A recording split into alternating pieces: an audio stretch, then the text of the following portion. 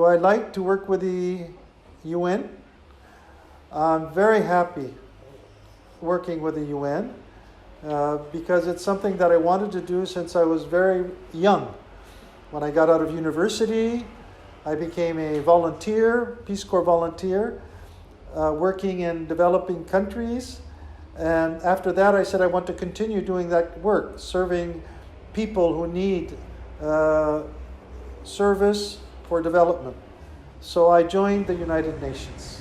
When I was born until I grew up, at the age of 18, when I went to university, there was no internet. So when I started work, there was no internet. I think the internet is a very, very important tool for knowledge building and a very important tool for communication between people. Generation Z, that's a good question. I had to ask somebody what Generation Z meant, and they explained to me that this is basically the generation that grew up in the 90s, in the year 2000, right? So it's hard for me to talk about Generation Z because I can talk about my generation. My generation is the 60s and 70s, which is a long time ago. And so my generation is very much different from the Generation Z. What's important is that every generation has its own characteristics. Every generation has its own context in which it evolves.